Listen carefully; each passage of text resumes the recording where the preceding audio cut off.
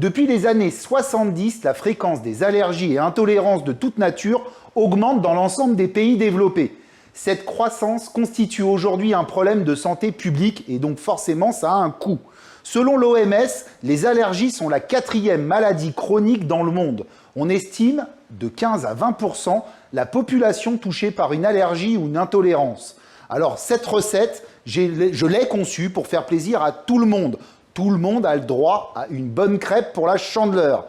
Je vous propose la traditionnelle crêpe avec une pâte à tartiner maison, mais le tout sans gluten et sans lactose. Et on va commencer par notre pâte à tartiner maison. Et pour cette pâte à tartiner maison, l'élément de base, c'est la pralinée ou le pralin, si vous préférez. La pralinée ou le pralin, on va aussi le faire nous-mêmes, parce que c'est très simple à faire, et ça coûte une fortune dans le commerce. Pour ce, il nous faut des amandes qu'on va mettre dans une plaque four, et également des noisettes. On va mettre notre plaque dans le four, et on va allumer en même temps notre four à 180 degrés chaleur tournante. On va donc torréfier nos fruits à coque. Alors, vous me direz, mais quel est l'intérêt de faire une pâte à tartiner maison? Charlotte, tu peux peut-être nous répondre. Oui Clément, effectivement, les pâtes à tartiner maison sont bien évidemment meilleures que celles qui sont achetées dans le commerce. Celles qui sont dans le commerce sont beaucoup plus riches en sucre et en matières grasses et souvent ajoutées avec des additifs et de l'huile de palme. Donc là aujourd'hui, ce que tu vas nous proposer, c'est une pâte à tartiner maison, donc avec forcément de meilleurs produits, avec des intérêts nutritionnels plus intéressants. Les noisettes et les amandes font partie des graines oléagineuses, les fruits oléagineux. Ils sont très riches en oméga 3 entre autres. Ce sont des fruits oléagineux aussi riches en magnésium, donc intéressant en cas de stress. Par exemple, on est souvent carencé en magnésium. Et les noisettes et les amandes, elles sont intéressantes puisque ce sont aussi des protéines végétales. Forcément, c'est toujours meilleur de le faire soi-même. Pendant que nos petites amandes et noisettes torréfient au four, on va commencer le caramel. Parce que, en fin de compte, un pralin, qu'est-ce que c'est? Pralin ou praliné? Je vous expliquerai la différence entre les deux après. Qu'est-ce que c'est? C'est ni plus ni moins qu'une sorte de nougatine à base d'amandes et de noisettes mixées. Et c'est ce qui nous fait du pralin. Donc il faut qu'on fasse un caramel. Alors très souvent, quand il faut faire un caramel à la maison, c'est panique à bord. Rien de plus simple à faire. Je vais vous donner le secret aujourd'hui. On met du sucre dans une casserole. On va prendre notre casserole, on va la mettre sur le feu et on va incorporer dedans de l'eau. Donc l'objectif est de mouiller notre sucre à hauteur. Et on va mettre notre feu au maximum. Moi, je l'ai mis à 10 sur 10 chez moi. Ça sera parfait. Surtout, ce qui est très important, et ça j'insiste bien, c'est de ne pas prendre un fouet et de mélanger dans votre casserole. Sinon, vous allez pousser les cristaux de sucre sur le bord de votre casserole et votre caramel va durcir instantanément. Il va masser. C'est une réaction chimique en cuisine.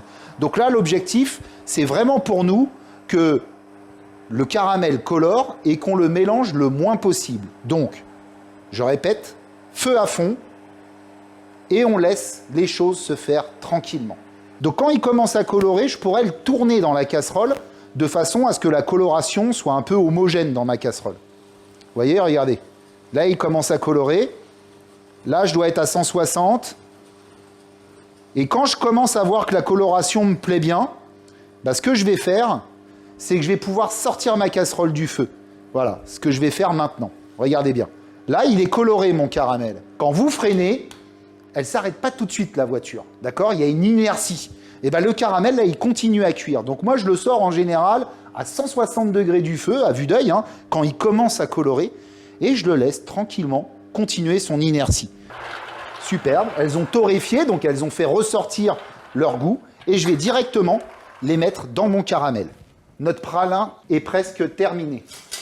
Alors, Charlotte, quelle est la quantité par jour à manger de noisettes, d'amandes, de noix, de fruits à coque? Alors, le Programme national nutrition santé recommande de consommer une poignée par jour de fruits oléagineux. Donc, quand on parle de fruits oléagineux, il y a les noisettes, les amandes, les noix de cajou, les pistaches sans sel. Alors tout ça sans sel, bien sûr. Une poignée d'amandes tous les jours est très bon pour la santé. Ça apporte du magnésium, ça apporte des oméga 3, ça apporte également des protéines végétales. Donc une poignée par jour est préconisée. J'ai mis mes amandes, mes noisettes dans mon caramel. Et là maintenant, tout ça, je vais le passer sur une plaque sur laquelle j'ai mis un cile-pâte. Alors ça peut être un papier sulfurisé pour vous à la maison.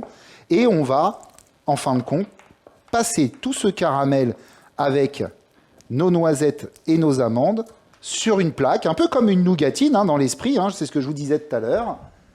Et on va étaler tout ça. Notre objectif maintenant, en fin de compte, c'est que ça refroidisse. Alors, bien évidemment, votre casserole à la maison, vous vous amusez pas à la frotter pendant 4 heures. De l'eau dans la casserole, on remet sur le feu, on fait bouillir et la casserole est propre. Je vais réserver au frais ma petite nougatine le temps qu'elle refroidisse intégralement. Donc on va réaliser une pâte à crêpes sans gluten. Le gluten dans des crêpes, c'est ce qui va faire que vos crêpes vont se tenir à la cuisson. Ça va être le réseau glutineux. C'est comme ça qu'on appelle ça dans les crêpes. Et c'est pour ça que souvent les crêpes, on vous les faire poser pendant 1 heure et quelques. C'est le temps que ce réseau glutineux se forme. Donc quand vous faites des crêpes sans gluten, il faut réfléchir autrement et trouver les solutions pour créer ce lien. Alors l'œuf va vous permettre de le créer, mais le réseau glutineux, il faut le remplacer par des choses. Donc moi, j'ai décidé d'utiliser de la farine de riz pour faire mes crêpes. Donc je vais mettre ma farine de riz dans mon récipient. Je vais intégrer la maïzena et je vais mettre également ma petite pincée de sel. Voilà. Alors, on a la chance aujourd'hui, c'est que les industriels ont fabriqué de plus en plus de farine pour justement répondre à la problématique des personnes qui ont des intolérances au gluten. Donc, l'intolérance au gluten, c'est une intolérance à une des protéines qui s'appelle la gliadine. Donc, la farine de riz est souvent une farine incontournable puisque c'est celle qui a le goût le plus neutre en fait en cuisine. Et elle a l'avantage aussi de se lier dans les sauces, donc elle est vraiment intéressante. Sinon, vous en avez d'autres, effectivement, comme la farine de pois chiche. Il y a également la farine de coco, la farine de châtaigne aussi. Alors, elles sont un peu plus prononcées au niveau du goût. Saveur. Elles ont toutes les mêmes valeurs nutritionnelles puisqu'elles sont riches en glucides complexes. Je vais vous montrer, moi j'ai une technique pour ne jamais faire de grumeaux dans mes crêpes. Je vais mettre les 3/4 du liquide. Là, en l'occurrence, aujourd'hui, c'est du jus de soja. J'ai substitué le jus de soja au lait. Je vais mélanger les 3/4 de mon liquide jusqu'à ce que ça me fasse une pâte plutôt ferme, vous voyez. Et là, je vais bien la foisonner pour casser tous ces grumeaux. Donc, vous voyez, là, ici, là, maintenant, j'ai une pâte où j'ai 0 grumeaux. Pourquoi? Parce que j'ai mis les 3/4 de mon liquide. Et ensuite, j'intègre le reste de mon liquide. Et là, je suis certain que j'aurai 0 grumeaux. Ça fonctionne avec toutes les pâtes à crêpes, sachez-le. Là, j'ai 0 grumeaux. Je suis au top. Je racle bien tout le fond de mon saladier. Et là, j'ai tous mes liquides qui sont mélangés. Ensuite, je vais prendre mes œufs et je vais les casser à part. D'accord? Je vais les casser dans un petit récipient. Alors, l'œuf se casse toujours à plat. Ça, c'est important. Et je vais pouvoir ensuite battre mes œufs avec mon sucre. Donc, je vais prendre une fourchette. Je ne vais pas m'embêter. On va battre nos œufs en omelette avec le sucre. Et alors, dans ma recette, vous voyez, j'ai intégré du jus de soja. Pourquoi ce jus de soja est intéressant en termes de nutrition? Et moi, j'incorpore mes œufs dans ma pâte à crêpes. Une très bonne alternative également pour les personnes qui sont soit intolérantes au lactose, soit allergiques aux protéines de lait de vache. Et ça s'applique seulement pour les adultes. Je ne parle pas de jus de soja pour les nourrissons et enfants, puisque c'est contre-indiqué de donner des laits végétaux. Donc le jus de soja, l'avantage, c'est qu'il est très très riche en protéines, donc protéines végétales. Le soja est une légumineuse, donc les légumineuses sont riches en protéines végétales. Il est très faible en matière grasse, il a une teneur assez faible en matière grasse, donc forcément il est aussi intéressant pour les personnes qui doivent limiter leurs apports en matière grasse. Il semblerait aussi qu'il y ait une action favorable sur les vaisseaux sanguins, car il y a de la présence, alors on appelle ça des isoflavones de soja, donc en fait ça permet de tonifier les vaisseaux sanguins. Pour les personnes qui ont des problèmes de thyroïde et notamment l'hypothyroïdie, il faut vraiment exclure les produits à base de soja pour les personnes qui ont de l'hypothyroïdie. Voilà, traité ou non d'ailleurs. Et je vais finir maintenant par intégrer l'huile de tournesol et mon rhum. Alors, moi perso, j'aime le rhum dans les crêpes. Si vous, à la maison, vous préférez la vanille, vous mettez de la vanille, de la fleur d'oranger, de l'alcool de poire ou même nature si vous voulez rester le plus simple du monde.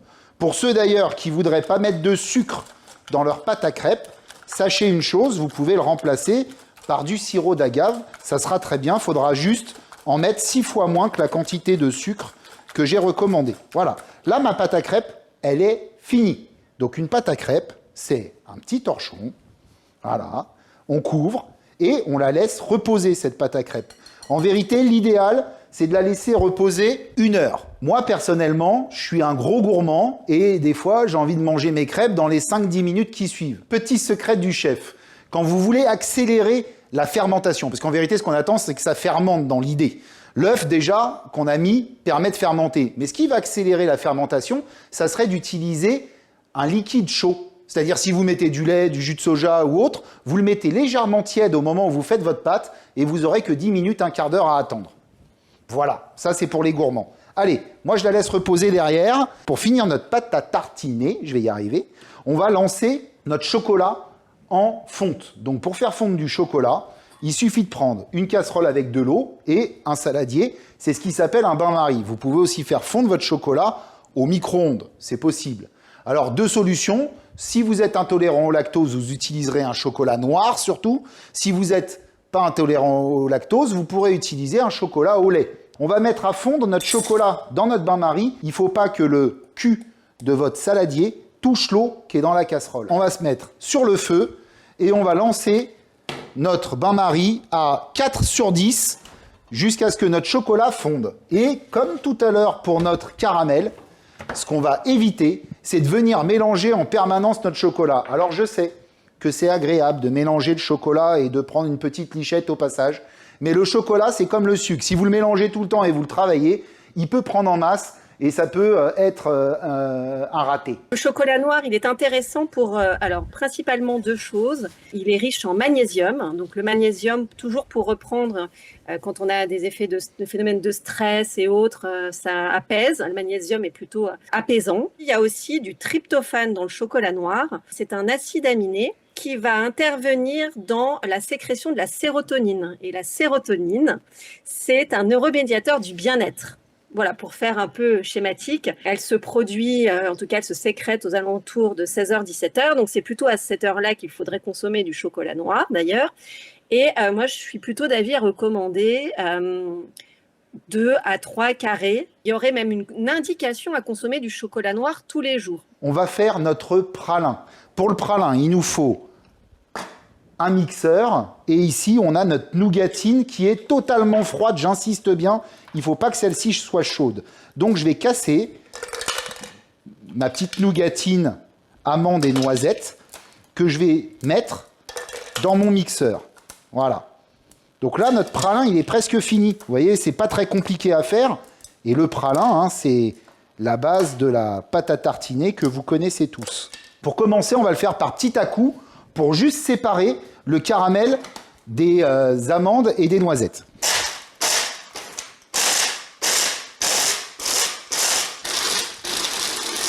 Voilà. On obtient une poudre.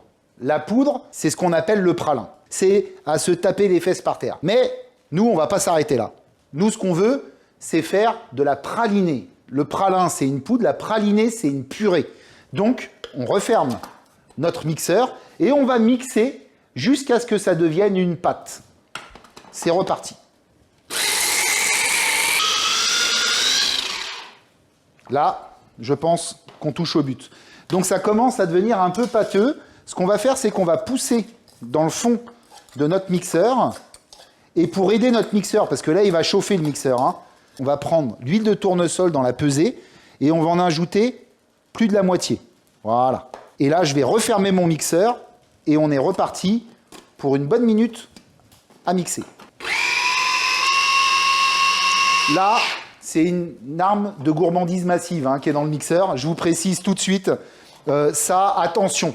Hein, je ne devrais même pas vous le montrer normalement. Donc ici, mon chocolat, il commence à être bien. Vous voyez, il a fondu sur les bords. Il n'est pas encore totalement fondu au milieu, mais en le mélangeant avec la chaleur de mon récipient, il va finir de bien fondre et je vais pouvoir l'incorporer dans ma préparation dès qu'il sera totalement fondu. Hein. C'est surtout ça qui est important. Voilà. Je l'intègre sans me brûler, hein, faites attention à la maison, mon chocolat dans mon petit mixeur. Donc j'ai pris une Maryse. Hein. Oui, c'est vrai que ça aurait été sympa de lécher le saladier après, mais la Maryse permet d'éviter la perte. Hein. Je vais intégrer toute l'huile qui me reste de ma pesée. Je vais intégrer du cacao en poudre. Une petite pincée de sel. Alors vous allez me dire pourquoi, Clément, du sel? Le sel, c'est un exauceur de goût. Ça va faire ressortir le goût de mes ingrédients et ma pâte à tartiner en sera meilleure. Allez, je ferme l'ensemble et je remixe juste 30 secondes. Et voilà. Pâte à tartiner fini. Clément 1. Pâte à tartiner commerciale 0. Directement dans un petit pot. Alors vous allez me dire, elle est liquide, Clément. C'est normal, elle est chaude. Hein. N'oubliez pas, mon chocolat était chaud. Elle va redurcir en refroidissant. Vous pouvez la garder en dehors du frigo. Hein. Vous la laissez tranquillement redurcir après l'avoir travaillée. L'avantage de celle-ci, c'est que c'est une pâte à tartiner légèrement crunchy. Vous allez voir, vous allez avoir les petits éclats de caramel en bouche quand vous allez la goûter. J'ai un doute quand même sur la qualité de mon travail. Je vais vérifier que tout se passe bien.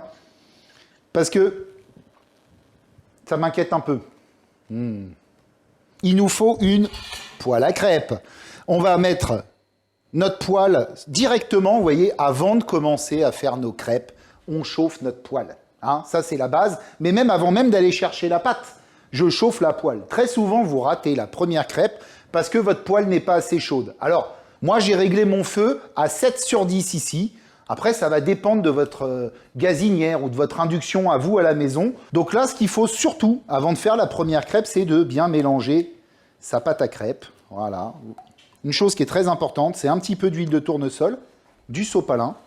Et on va prendre un petit sopalin avec de l'huile de tournesol et on va bien graisser notre poêle. Je vais baisser mon feu à 6 sur 10, ma poêle est bien chaude. Je vais pouvoir faire ma première crêpe.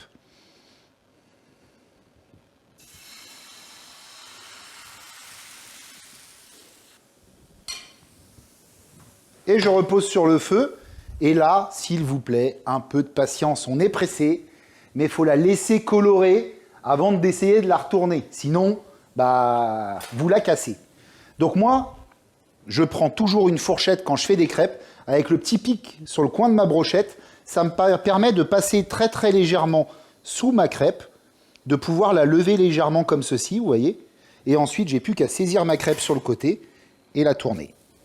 Ma première crêpe est terminée.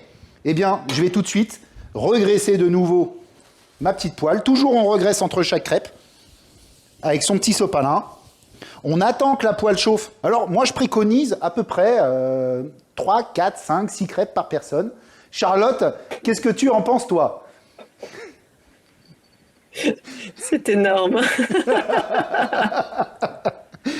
Qu'est-ce que tu en penses? Il faut combien de crêpes, Charlotte, par personne? Alors, je ne vais même pas donner de quantité, en fait, réellement. Ah. Je pense qu'il faut savoir manger avec plaisir ses crêpes et savoir s'arrêter quand on n'a plus faim. Voilà. D'accord. Je vais dresser ma crêpe, on se retrouve après, Charlotte. Nos crêpes sont terminées. Je les ai mis côté moins coloré vers le haut. Comme ça, je vais pouvoir les garnir. Je vais prendre une cuillère. Je vais prendre un peu de ma pâte à tartiner qui est encore un peu liquide, tout simplement parce que je viens de la faire. Hein. Donc là, je vais bien badigeonner l'intérieur de ma crêpe. Je ne vais pas en mettre de trop à l'intérieur parce qu'en vérité, ma crêpe, je vais en remettre un petit peu sur le dessus. Hein. Moi, j'aime bien le dessus. Hop, je plie en deux ma crêpe et je vais la replier comme ceci encore. Et là, je vais la poser dans mon assiette ici, un peu en bordel organisé, ça, j'aime beaucoup. Je vais faire la dernière, superbe. À la fin, un petit rappel, mais très rapide, de ce qu'il y a dedans. Et quelques petites amandes et noisettes. Bon, j'ai à peu près une poignée, ça devrait aller. Dessus. Notre crêpe est terminée. Enfin, du moins, sa préparation. Alors maintenant, je vais vérifier qu'elle est bonne. Alors, vous savez, le plus important quand vous revisitez une recette, eh bien, en fin de compte, c'est qu'elle soit bonne. Alors, sans gluten et sans lactose, moi, je suis fou de crêpes.